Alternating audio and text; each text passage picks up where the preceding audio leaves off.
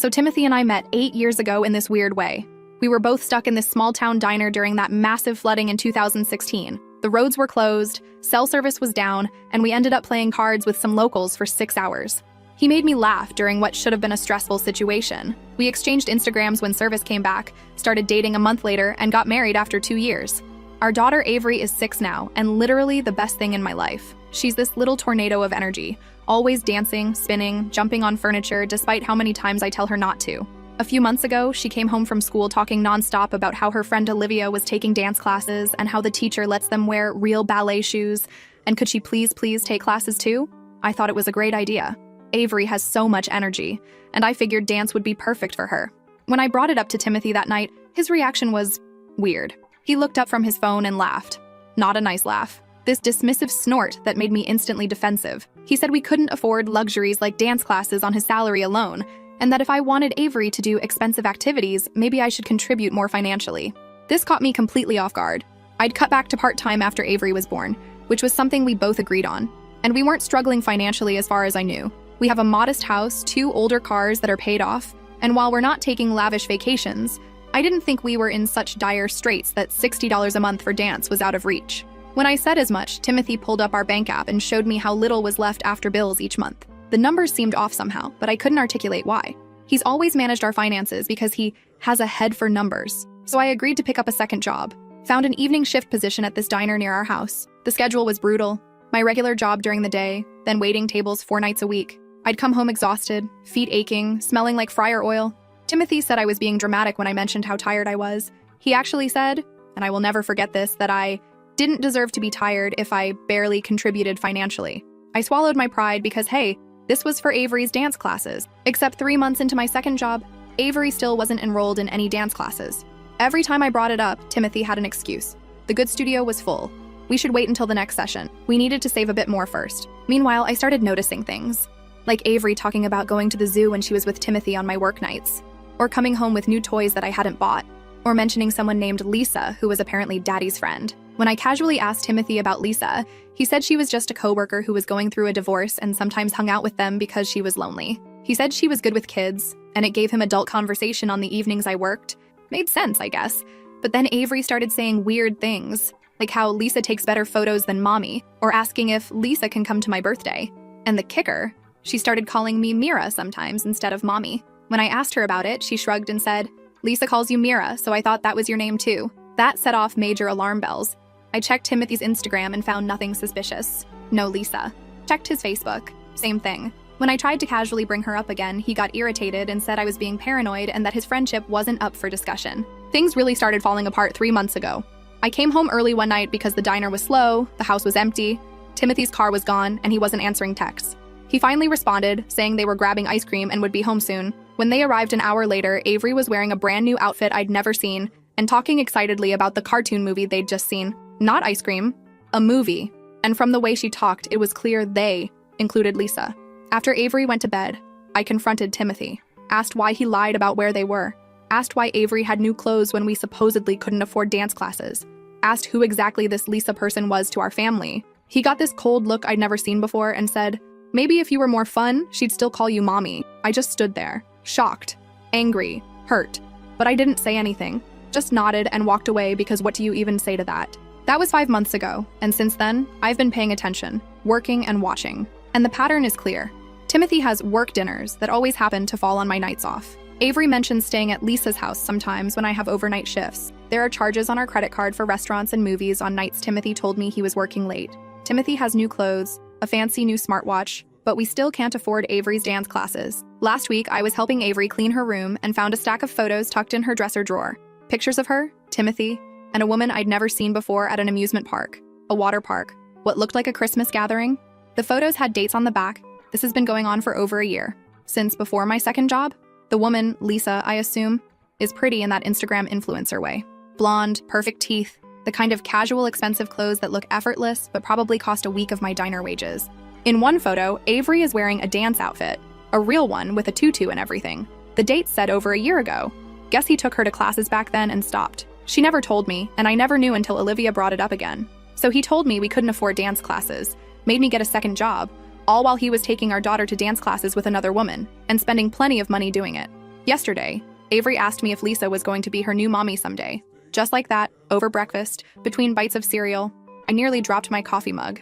I asked her what made her think that. She shrugged and said, "Because Daddy and Lisa are special friends, and she sleeps in Daddy's room when I stay at her house." I don't even know what to do with that information. I haven't confronted Timothy yet because I need to be smart about this. I can't just explode and make everything worse for Avery. So here's my plan. I'm requesting copies of all our financial records for the past year. I'm switching my diner shifts to align better with Avery's schedule. I'm saving every photo, every piece of evidence I can find. I've made an appointment with a lawyer next week. I'm done being gaslit. Done working myself to exhaustion while my husband builds a new family with another woman. Done watching my daughter slip away from me. I feel like I'm living in some alternate reality where everything I thought I knew was a lie. First update. So, I have updates. And they're not good. Remember how I mentioned I was going to request copies of our financial records? Well, I did one better. Timothy has always handled our finances, claiming I'm not good with money. His words, not mine. Our main account is joint. But he set up the online banking years ago, and I realized I didn't even have the login info anymore. The password I thought we used didn't work when I tried it. Instead of asking him, which would have immediately tipped him off, I went directly to our bank branch last Wednesday during my lunch break. The teller initially gave me that skeptical look when I explained I needed statements but didn't have online access to my own account. But when I showed my ID and explained I was a joint account holder who simply needed access to our family finances, she was super helpful. What I found made me want to throw up right there in the bank lobby. For the past 18 months, Timothy has been transferring money, regular amounts, usually between $300 and $500, to a separate account I knew nothing about, like clockwork, on the first of every month, plus random additional transfers scattered throughout. Sometimes small amounts, sometimes larger ones, coinciding with what I now realize were those work trips he'd take. The amounts added up to over $20,000 in the past year alone. $20,000. And here I am, working double shifts at a diner for months because we supposedly couldn't afford $60 a month for dance classes. That's less than what he transfers to this mystery account in a single day sometimes. But wait, it gets better. Or worse, really. The statements showed regular charges at places I didn't recognize. Lots of restaurant tabs way higher than anything we ever spend when we go out as a family. Hotel charges in nearby cities. A jewelry store purchase for over $1,000 at Christmas, when my gift from him was a $20 scarf from Target, which I was grateful for at the time because we were on a tight budget. After the bank, I went home and did something I've never done before. I went through Timothy's desk drawers while he was at work. I felt like a criminal in my own house, hands shaking as I sorted through papers. But what I found was worse than I imagined. A credit card statement for an account in Timothy's name only, with charges for plane tickets to Florida 3 months ago. During that week, he told me he was at a training conference upstate. 2 tickets. One under his name, one under Lisa Harrington. I took photos of everything with my phone. Evidence. Then I found the property tax statement for a condo across town that I had no idea we owned. Or rather, Timothy owns. His name only on the document. Purchased a year ago. Guess where Avery goes on those nights when I work late? Not Lisa's house, as she says, but a whole separate property that my husband bought without my knowledge. Edit. And that's when everything started clicking into place. For months, I'd been killing myself at the diner for a few hundred extra dollars. Money he didn't even need. I used to think he made me get that second job because we were struggling, because maybe things were tighter than I realized. But now, I see it for what it was. A way to keep me busy, out of the house, too exhausted to ask questions. If I'm gone every night, then Lisa gets to be the one doing bedtime, making pancakes, playing mommy. That second job wasn't about dance classes. It was about getting me out of the way. I spent the rest of the afternoon in a weird, calm state of shock, just methodically taking photos of everything I found, putting it all back exactly where it was, and then sitting on our back porch, staring at nothing until it was time to pick up Avery from school. When she came running out of the building, face lighting up when she saw me instead of Timothy, he usually does pick up on Wednesdays, I made a decision. No more diner shifts during her waking hours. No more missing bedtimes and school events. No more letting this other woman take my place. That night, I called the diner and rearranged my schedule. Early morning shifts before Avery wakes up, and just 2 evening shifts on weekends when she has activities with friends. Less money, but I'd rather eat ramen for dinner than miss another moment of my daughter's childhood. Timothy was surprised when I told him about the schedule change. Asked if this meant I was quitting the second job entirely. I just smiled and said I wanted more time with Avery. He looked uncomfortable, said something about how we still needed the extra income. I just shrugged and said I'd make it work. The next day, I took Avery out for ice cream after school. Just the two of us. She seemed almost shy around me at first, which broke my heart. When had my own daughter become a stranger? But by the time we finished our Sundays, she was chattering away about her friends and school. I asked her, casual as could be, if she still wanted to take dance classes. The way her entire face lit up told me everything. So I drove straight to the dance studio Olivia attends and signed her up on the spot. Paid for a whole 3 months in advance with my own money that I'd been saving from diner tips. When I told Avery, she literally started jumping up and down in the parking lot. Asked when she could tell Lisa. I kept my voice neutral and said Lisa didn't need to know everything. This could be our special thing. Just Mom and Avery. That weekend was Avery's first class. I bought her a proper leotard and those little ballet slippers she'd wanted so badly. Timothy was weirdly quiet when we came home with her dance gear. Asked where the money came from. I just said I'd been saving for something special for Avery. He didn't push it, but I could tell he wasn't happy. Over the next couple weeks, I kept digging. Found Lisa's Instagram account. Private, but her profile picture confirmed she was the woman from the photos. Found her LinkedIn. Works at the same company as Timothy. Big surprise. Found the registration for that condo. Purchased just 2 months after he told me we needed to tighten our belts and I should pick up extra shifts. Every discovery made me angrier, but also more determined. I started making backup copies of important documents. Set up my own bank account at a different bank and began transferring small amounts from my diner tips into it. Asked my mom to hold on to copies of the evidence I'd gathered just in case. Told her Timothy and I were having issues but didn't get into details. Didn't want to worry her yet. Last Tuesday, I had a consultation with a lawyer. Laid everything out. The secret accounts, the condo, the trips, all of it. She listened without judgment, taking notes, occasionally asking clarifying questions. When I finished, she looked up from her notepad and asked what I wanted. I realized I hadn't actually articulated that, even to myself. What did I want? I want my daughter back, fully and completely. I want financial stability that doesn't depend on a man who's been lying to me for years. I want to never again feel like I'm crazy for questioning things that don't add up. I want Lisa out of my family's life. I want Timothy to face consequences for what he's done. The lawyer nodded and said we had options. With the financial evidence I'd gathered, plus the documentation of his ongoing relationship with Lisa, I had grounds for a favorable divorce settlement. She advised me to continue gathering evidence, but to be careful not to tip my hand too soon. Meanwhile, things with Avery have been getting better every day. She loves her dance classes. Asks me to practice with her at home instead of telling me about what Lisa taught her. Yesterday, she called me mommy again for the first time in months, and I had to excuse myself to the bathroom so she wouldn't see me crying. Timothy has been acting increasingly nervous, checking his phone more often, coming home late and leaving early. Yesterday, I overheard him on the phone in our backyard, speaking in that hushed, tense voice people use when they're arguing but don't want to be overheard. Caught fragments about suspicious and asking questions, and need more time. I pretended not to notice. Last night, things came to a head in a way I wasn't expecting. Timothy came home from work agitated, paced around the kitchen while I made dinner, checking his watch every few minutes. Finally asked when I was going to give up this dance class nonsense because it was an unnecessary expense. I kept chopping vegetables, didn't even look up. Said Avery loved her classes and I'd already paid for 3 months in advance. He slammed his hand on the counter hard enough to make the dishes rattle. Demanded to know where I got the money. I finally looked up, knife still in hand, and told him I'd been saving my tips. That money I earned was mine to spend, especially on our daughter. His face did this weird thing, like he couldn't decide whether to be angry or afraid. He ended up storming out, slamming the door. She heard the noise from her room and came running down, asked where Daddy went. I just hugged her and said he needed some air. We ended up having a girls' night, pizza, nail painting, and practicing her dance moves in the living room. He didn't come home until after midnight. I pretended to be asleep. This morning, I got a text from Timothy's mom asking if we were still coming to their anniversary party next weekend. Mentioned how they were looking forward to seeing us, and how his dad was excited to finally meet Timothy's friend Lisa, who would also be attending. Read that again. His parents' anniversary party, where he's invited Lisa. His parents who apparently know about her, but have been led to believe she's just a friend. I texted back that of course we'd be there, and how nice it would be to meet Lisa myself. Screenshot saved, of course.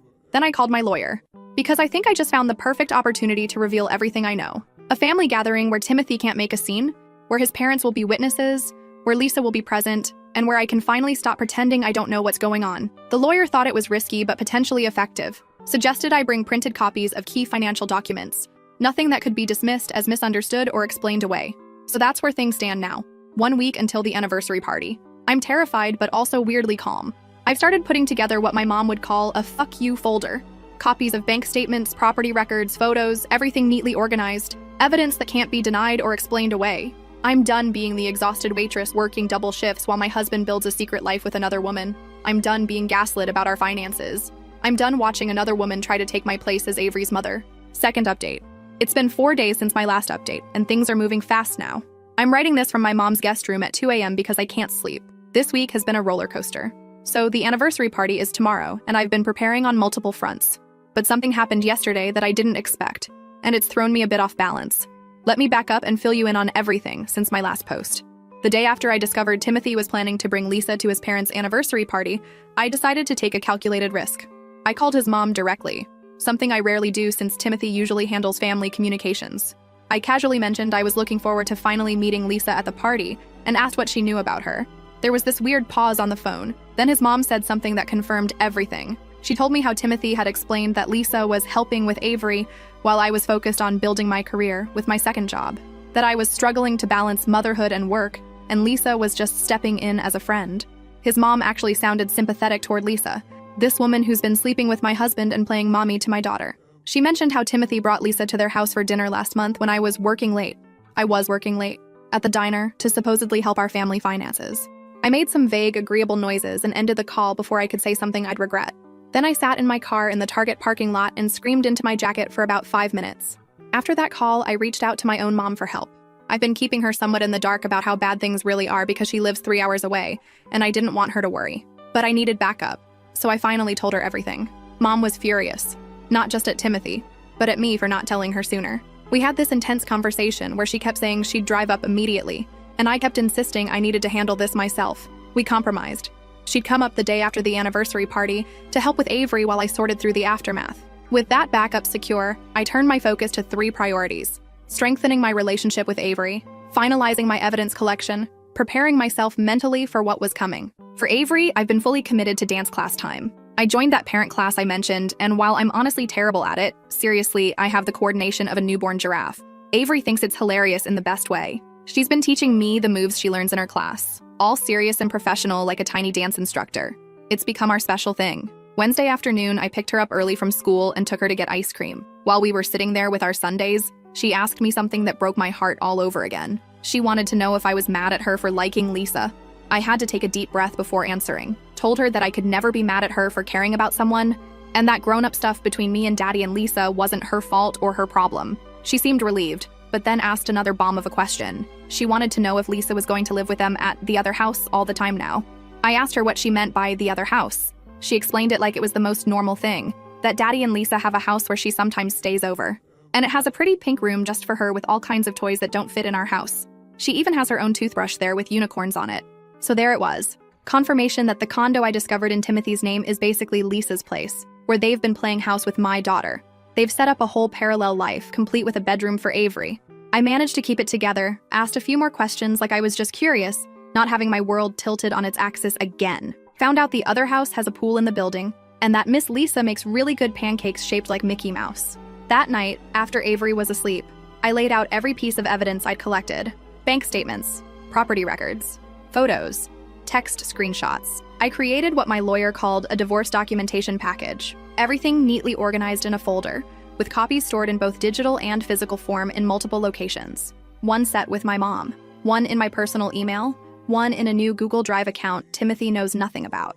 Then I did something I hadn't planned on. I drove by the condo address I'd found in Timothy's papers. I didn't intend to go inside or confront anyone. I just needed to see it for myself. It was in one of those fancy new mixed-use developments downtown, the kind with boutique shops on the ground floor and luxury apartments above, the kind that costs more per month than what we pay on our mortgage. The next day, Timothy started acting strangely. He came home early from work, which never happens, started asking weirdly specific questions about my schedule, about who was watching Avery when I was at the diner, about whether my mom was planning to visit soon. At one point, he picked up my phone from the kitchen counter and asked if I changed my passcode. I hadn't. I'd been careful not to change any of my normal patterns. I told him no, must be misremembering it. He tried again and got in, scrolled through something quickly, then put it down like it was nothing. That night, he suggested we talk about our relationship. This from a man who has avoided serious conversations for our entire marriage. He started with how he knew things had been difficult lately, but he thought we could work through this phase. Said maybe I should cut back on the diner job since it was causing stress for everyone. I just nodded and said I'd think about it. Inside, alarm bells were ringing. He knew something was up. Maybe Lisa had seen me outside the condo. Maybe his mom had said something about our call. Maybe he'd noticed the missing financial documents I'd copied and returned to his desk. Friday morning, yesterday, I woke up to find Timothy already gone, which was odd for a weekday. His side of the bed didn't look slept in. Avery said he'd left before she woke up too. I dropped Avery at school and then went to meet with my lawyer one final time before the anniversary party. We went through the evidence again, discussed how to approach the confrontation, and talked about what to expect afterward. She warned me that Timothy might try to gaslight everyone, might get angry, might even try to turn his family against me. But with the evidence I had, It would be hard for him to deny everything. When I got home, there was a vase of flowers on the kitchen counter. Roses. With a card that said, "I love our family. T." In 8 years of marriage, Timothy has sent me flowers exactly twice. Once when we were dating, and once after Avery was born. These weren't apology flowers. These were, "I know you know something" flowers. I put them in the guest bathroom and went about my day. By the time I picked up Avery from school, I had 17 missed calls from Timothy. I texted him that my phone had been on silent during a meeting and was everything okay? He called immediately, asking where I was, where Avery was, sounding panicked. I told him we were heading to the mall to look for an outfit for Avery to wear to his parents' anniversary party. He seemed to calm down, said he'd be home for dinner, asked if we could have a family night. I agreed. He showed up with pizza and ice cream, Avery's favorites. Spent the whole evening being super dad, playing games, helping with homework, offering to do bath time. It was like watching an actor audition for the role of Father of the Year. After Avery went to bed, he sat down next to me on the couch, closer than he's voluntarily been in months. Started talking about how maybe we should take a family vacation soon, just the three of us. How he's been thinking about our future. How much Avery needs both her parents. I just sat there, watching him perform this role of devoted husband, wondering if he actually believed I was buying it. At one point, he reached for my hand, and I let him take it because it seemed easier than pulling away. His palm was sweaty. He asked if I was still planning to go to his parents' anniversary party tomorrow. I said, of course, why wouldn't I be? The look of relief on his face was almost comical. Then he casually mentioned that his friend Lisa probably wouldn't make it after all. Something about a family emergency. I just nodded and said that was too bad. I'd been looking forward to meeting her. This morning, I woke up to Timothy watching me sleep. Not in a romantic way, in a nervous, monitoring way. When I opened my eyes, he quickly pretended he was just getting up. Asked if I wanted breakfast. If we should take Avery to the park before heading to his parents' house later. I smiled and said sure, that sounded nice. Then I went to take a shower. And when I came out, I caught him scrolling through my phone again. He didn't see me watching from the hallway. I cleared my throat and he jumped like I'd shocked him, dropping my phone on the couch. That's when I decided I needed a backup plan. After breakfast, I told Timothy I needed to run a quick errand to pick up a gift for his parents. Instead, I drove straight to my mom's house, told her everything that had happened in the last few days, and asked if she could come back with me now instead of waiting until tomorrow. Mom didn't hesitate, packed a bag in 10 minutes, and we drove back together. When we pulled into the driveway, Timothy was standing on the porch, arms crossed, looking like he'd seen a ghost when he spotted my mom in the passenger seat. The next few hours were this weird dance of Timothy trying to be charming to my mom while shooting me confused, panicked looks when she wasn't watching, mom being polite but cold, me pretending everything was normal while finalizing my mental preparation for tomorrow.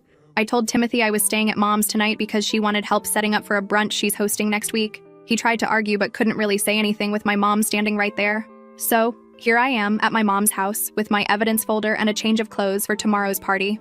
The anniversary party starts at 3 tomorrow afternoon. Timothy thinks I'm meeting him there. His parents are expecting both of us, plus Avery. My lawyer is on standby for a call afterward. And Lisa?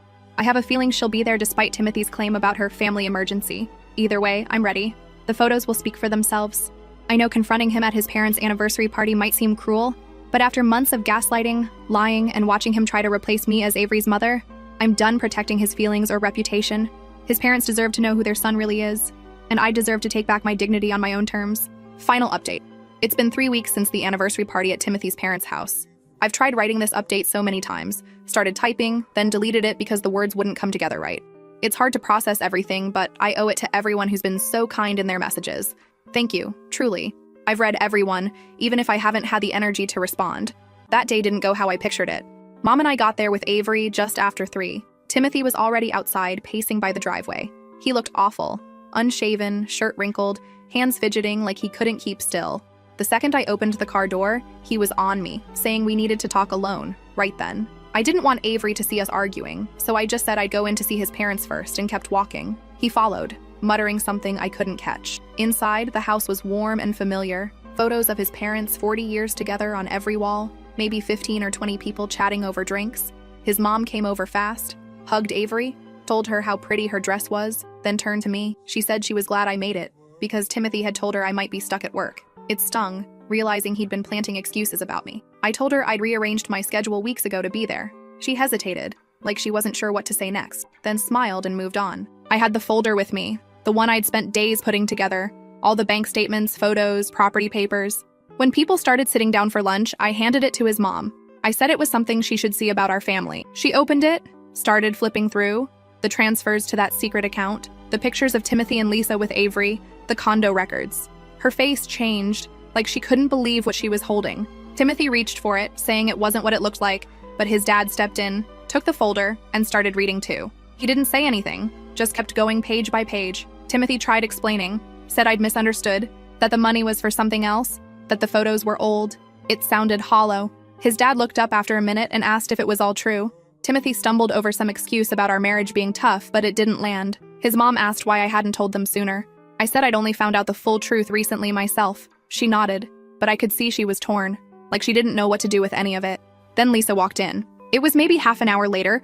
I heard the doorbell, and there she was, holding a gift bag, smiling like she belonged. Timothy went pale, rushed over, and started whispering to her, trying to get her to leave. She saw me, hesitated, but didn't say anything to me. His sister got to her first, asked if she knew Timothy was married. Lisa said yes, but he told her we were separated, just staying together for Avery until things were settled. His sister showed her a photo from the folder, us at Christmas, all three of us, and asked how separated that looked. Lisa didn't have an answer. She left a few minutes later with Timothy trailing after her, saying he'd explain everything to his family later. Avery was outside the whole time, thankfully, playing with my mom and some cousins in the backyard, away from it all.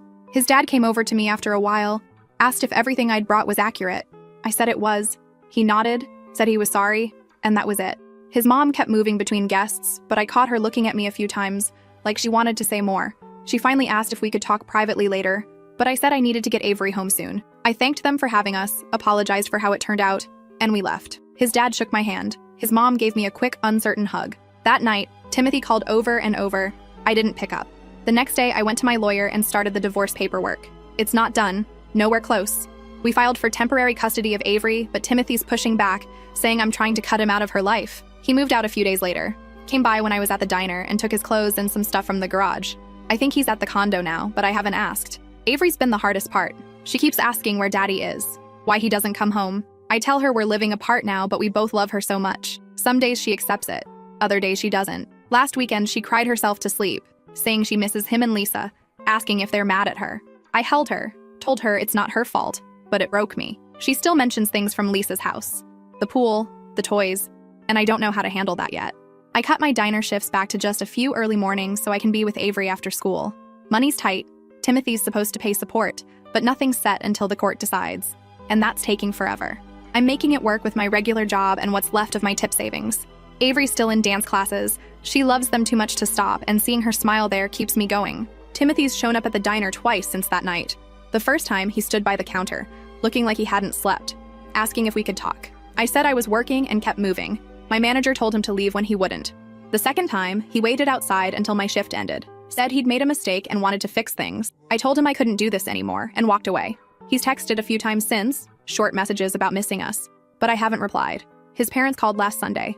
His mom asked how Avery's doing, said they didn't realize how bad things had gotten. She sounded sad, maybe guilty, but didn't say much else. I told her I don't hold it against them, but I need time before we talk more. I don't know what they're saying to Timothy now. I'm trying to figure out what's next. Some days I feel steady, making dinner with Avery, practicing her dance steps in the living room. Other days it hits me hard.